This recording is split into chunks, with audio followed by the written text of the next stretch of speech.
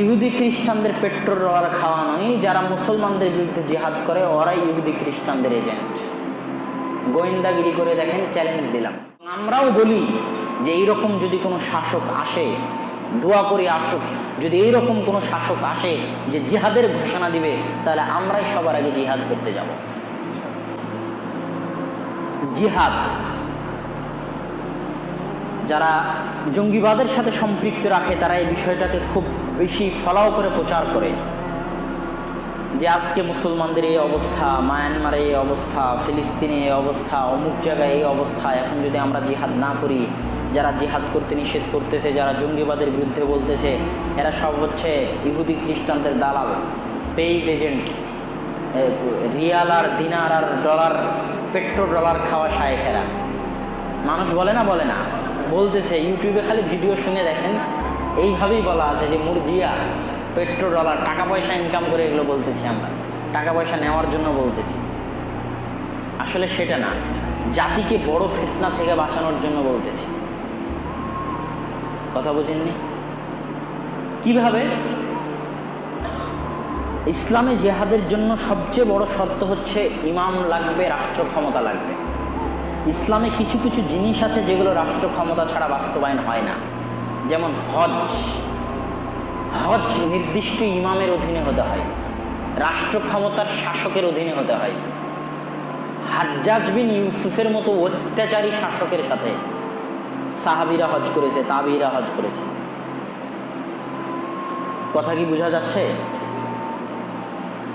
ঠিক তেমন সীমানা পাহারা দেওয়া, একটা রাষ্ট্রের সীমানা পাহারা দেওয়া, রাষ্ট্রের হেফাজত করা নির্দিষ্ট রাষ্ট্র ক্ষমতার অধীনে হতে হয়, শাসকের অধীনে হতে হয়। ঈদ রাষ্ট্র ক্ষমতা, রাষ্ট্রীয় শাসকের অধীনে হতে হয়। এই গ্রামে একদিন, ওই গ্রামে আর একদিন, এইভাবে ঈদ হয় না। রাষ্ট্র ক্ষমতার অধীনে, ইমামের অধীনে, সরকারের অধীনে ঈদ হতে হয়। এইরকম আরো কিছু বিষয় ইসলামে আছে, তার মধ্যে অন্যতম একটা বিষয় হচ্ছে জিহাদ। ইমাম ছাড়া, নেতা ছাড়া, রাষ্ট্র ক্ষমতা ছাড়া, সরকার ছাড়া জিহাদের কোনো অপশন ইসলামে নাই। পৃথিবীতে কোনো আলেম এমন নাই, পৃথিবীতে কোনো আলেম এমন নাই গত 1400 বছরে, এই 100 বছর বাদ দিয়ে গত 1300 বছরে যারা রাষ্ট্র ক্ষমতার মালিক ছাড়া, সরকার ছাড়া আলেম একাই জিহাদের ফতোয়া দিয়ে 10টা ছাত্রকে সাথে করে নিয়ে, 10টা সান্ডা পান্ডাকে সাথে করে নিয়ে জিহাদে বের হয়ে গেছে, এরকম নজির নাই। যেই শাইখুল ইসলাম ইবনে তাইমিয়া রাহিমাহুল্লাহর উপর সিরিয়ার বাদশাহ খলিফা অত্যাচার করে জেলেই হত্যা করলো, 8বার জেল খাটালো, ওই বাদশার অধীনে শাইখুল ইসলাম ইবনে তাইমিয়া জিহাদ করেছে যখন মঙ্গোলীয়রা, তাতারিরা, চেঙ্গিস খান, হালাকু খানেরা যখন সিরিয়া আক্রমণ করতে আসে তখন। তো জিহাদের জন্য জরুরি ভিত্তিতে রাষ্ট্র ক্ষমতার মালিক সরকারের অধীনে হতে হবে। দ্বিতীয়ত, এই যে বর্তমান জঙ্গিরা, এরা কি জিহাদ করতেছে? ইসলামের যেটা জিহাদ সেটা হচ্ছে ইহুদি খ্রিস্টানদের সাথে জিহাদ, হিন্দু বৌদ্ধ মুশরিকদের সাথে জিহাদ, অমুসলিমদের সাথে জিহাদ। ইসলামে মুসলমানদের সাথে কোনো জিহাদ নাই। আর এখন যারা জঙ্গি তারা কি করতেছে? পাকিস্তানে যায় দেখেন, প্রত্যেক দিন বম মারতেছে, পাকিস্তানের বিরুদ্ধে জিহাদ করতেছে, মুসলিম শাসককে কাফের ফতোয়া দিয়ে মুসলমানদেরকে হত্যা করতেছে। বাংলাদেশেও, সৌদিকেও যত মুসলমান সরকার আছে সবগুলোকে কাফের ফতোয়া দিয়ে সবগুলোকে হত্যা করার জন্য সবগুলোর মুসলমান রাষ্ট্রের বিরুদ্ধে বম টম মারে মুসলমানদেরকে হত্যা করতেছে। আমি বক্তব্যের মধ্যে বলেছি যে একজন মুমিন মুসলিমকে হত্যা করা কত ভয়াবহ, বলিনি? তাহলে এই জিহাদের নামে যে মুমিন মুসলিমগুলোকে হত্যা করতেছে, কি জবাব দিবে? তাও আবার একদল করতেছে ওই কি বলে ওর নাম, অস্ত্র বিপ্লব, আর একদল রাস্তায় মিছিল করতে যা শহীদ হচ্ছে। যে পুলিশ গুলি করতেছে সে মুসলমান, মুসলমানের গুলিতে মরে কেউ শহীদ হয়? কথা মনে হয় বুঝাতে পারিনি। রাসূল সাল্লাল্লাহু আলাইহি ওয়াসাল্লাম বলছেন যে যদি দুইজন মুসলিম পরস্পর লড়াই করে তো এবং একজন নিহত হয় তো দুইজনই জাহান্নামী। তো সাহাবীরা আশ্চর্য জিজ্ঞেস করছে, আল্লাহ রাসূল, যে হত্যা করলো সে জাহান্নামে যাবে কথা বুঝলাম, কিন্তু যে নিহত হলো সে কেন জাহান্নামে যাবে? আল্লাহ রাসূল বলছে যে যে নিহত হলো, উনিও তো চেষ্টা করেছে ওই পুলিশকে হত্যা করার জন্য, ওই পুলিশকে মারার জন্য, ওই মুসলমানকে মারার জন্য।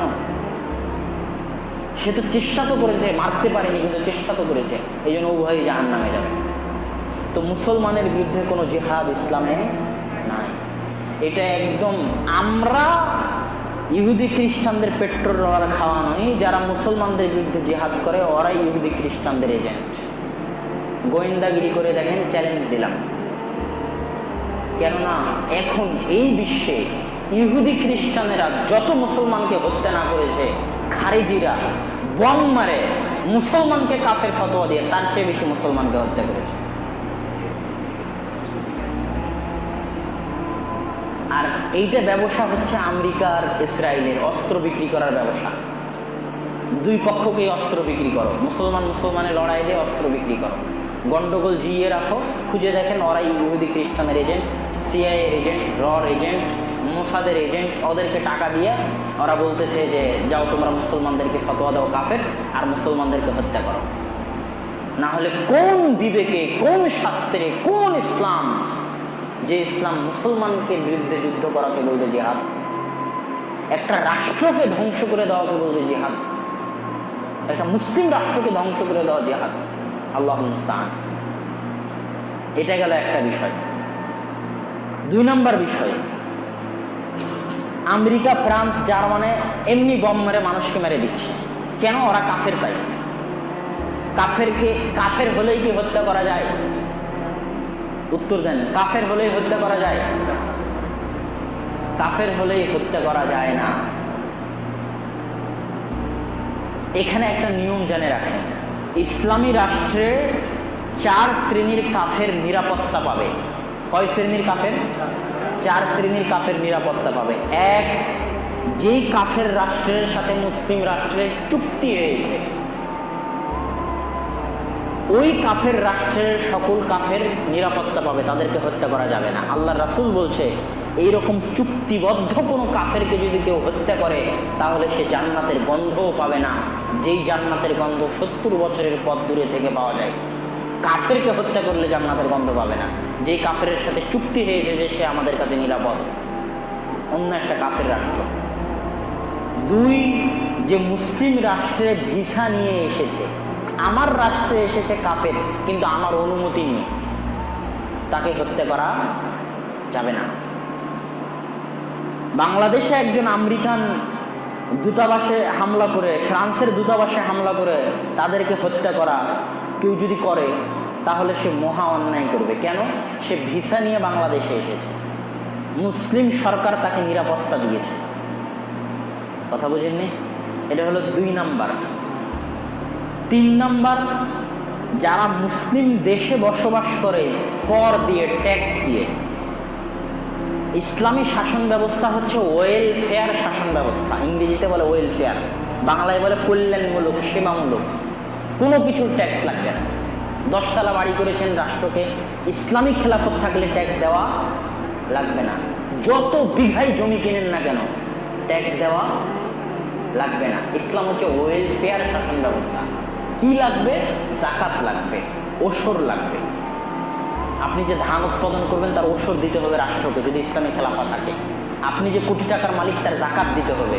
কিন্তু আপনার বাড়ি ঘর জমি জায়গার রেজিস্ট্রি করতে গিয়ে যা দাম তার ডবলের বেশি টাকা সরকার নিয়ে নিচ্ছে ট্যাক্স জোরপূর্বক, এই যে অন্যায়, এটা কিন্তু ইসলামী শাসন ব্যবস্থায় গ্রহণযোগ্য নয়। ট্যাক্স নেওয়া মহা অন্যায় মুসলমানের কাছ থেকে। ইসলামী শাসন ব্যবস্থায় শিক্ষা, স্বাস্থ্যসেবা সবকিছু ফ্রি হতে হবে।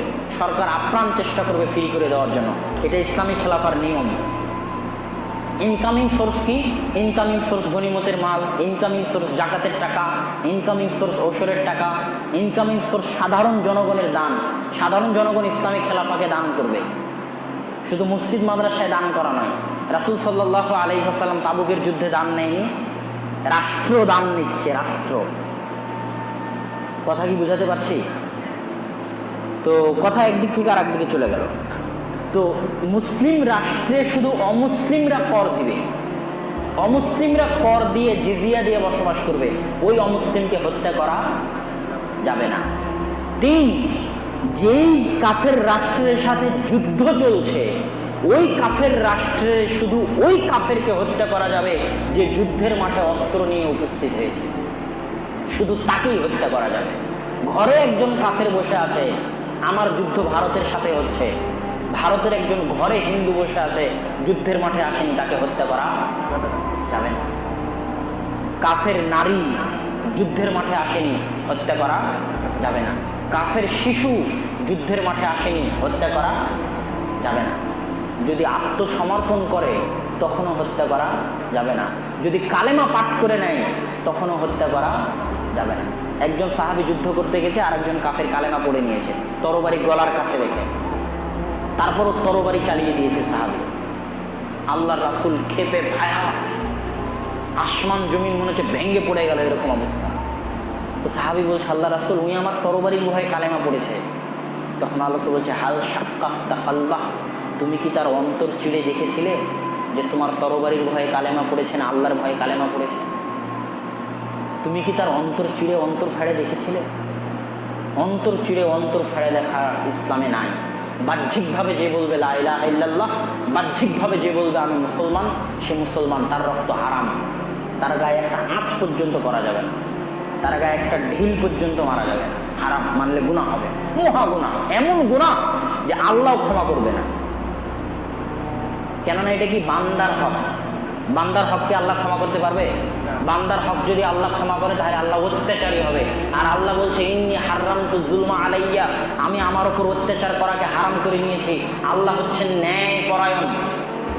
আমাকে একজন মারলো আর আল্লাহ ওকে ক্ষমা করে দিল, এটা অত্যাচার।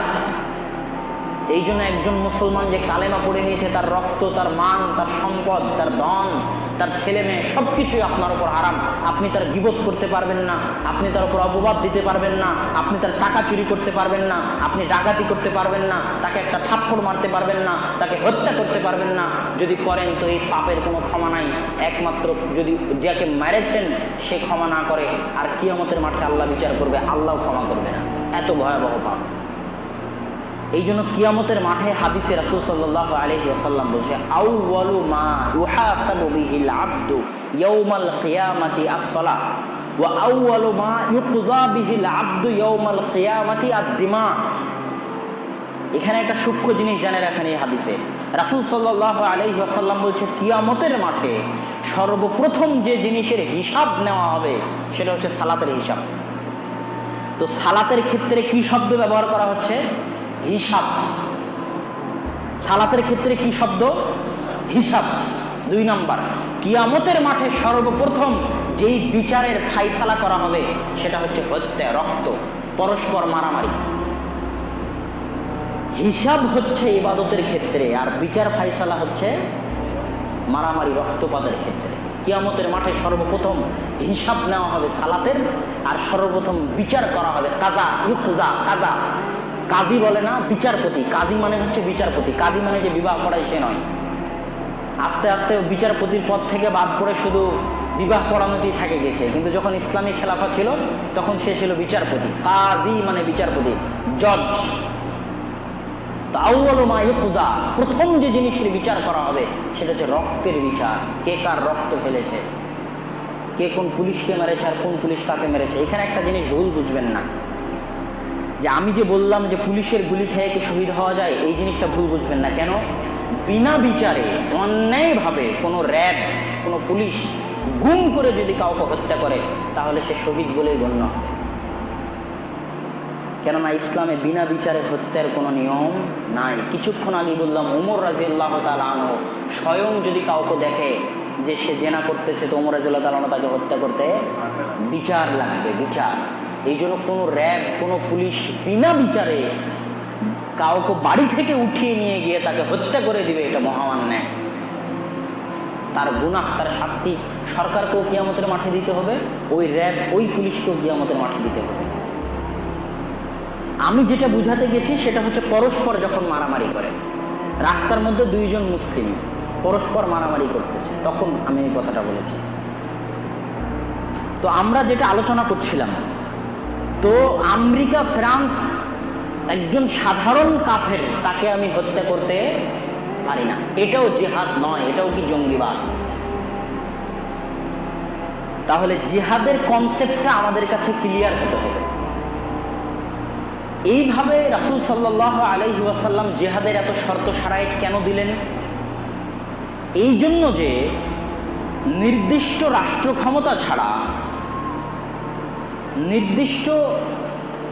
ক্ষমতা ছাড়া জিহাদ করে জয়লাভ করা ইসলামের ইতিহাসে এরকম কোনো প্রমাণ নাই।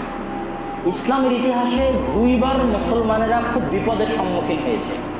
একটা হচ্ছে মঙ্গোলীয় তাতারি হালাকু খা চেঙ্গিস খানের সময়, যখন হাজার হাজার লাখ লাখ মুসলমানের মাথা কেটে মিনার তৈরি করা হয়েছে বাগদাদে। যখন বাগদাদের লাইব্রেরিকে ফোরাতের নদীতে ভাসিয়ে দেওয়া হয়েছে, তখন লাখ লাখ মানুষকে যখন হত্যা করা হয়েছে, তখন ওই সময়ে মুসলমানেরা কিভাবে বেঁচেছে? এই এমনি একটা সংগঠন 10টা মানুষ বললো যে আমরা জিহাদ করব, যে মারামারি শুরু করে দিল, এইভাবে না। রাষ্ট্র ক্ষমতার জিহাদের মাধ্যমে তারা রক্ষা পেয়েছে। এবং পরবর্তীতে চেঙ্গিস খান, হালাকু খানের পরবর্তী বংশধর ইসলাম ধর্ম গ্রহণ করেছে তারাই। এই জন্য এখন খান সব মুসলমান। এই খানেরা হচ্ছে হালাকু খানের বংশধর, চেঙ্গিস খানের বংশধর। পরবর্তী তারা মুসলমান হয়ে গেছে। তৈমুর লং খান মুসলমান হয়ে গেছে। কথা বুঝতে পারেনি? আর একটা মুসলমানেরা বিপদে পড়েছিল ক্রুসেডারের সময়। ক্রুসেডাররা যারা ইউরোপ থেকে এসে পুরো মুসলিম বিশ্ব, বাইতুল মাকদেস, ফিলিস্তিন সব দখল করে নিয়েছিল, তখনও যে এরকম কোনো দল, কোনো ফেরকা, 10টা গুটি কয়েক মানুষ জঙ্গিবাদী সংগঠন করে জিহাদ করেছে এরকম না। সালাহুদ্দিন আইয়ুবী মিশরের শাসন ক্ষমতার মাধ্যমে জিহাদ করে, যুদ্ধ করে মুসলমানদের রক্ষা করেছে। এই জন্য আল্লাহ দোয়াও করতে বলেছে যে সুলতান আন নাসিরা, হে আল্লাহ আপনি আমাদেরকে এমন একজন শাসক দেন যিনি আমাদেরকে রক্ষা করবেন। এবং আমরাও বলি যে এইরকম যদি কোনো শাসক আসে, দোয়া করি আসুক, যদি এইরকম কোনো শাসক আসে যে জিহাদের ঘোষণা দিবে, তাহলে আমরাই সবার আগে জিহাদ করতে যাব ইনশাআল্লাহ। কিন্তু অবৈধ পন্থায়, যে পন্থা ইসলামে জায়েজ নয়, যে পন্থার কোনো অনুমতি ইসলামে নাই,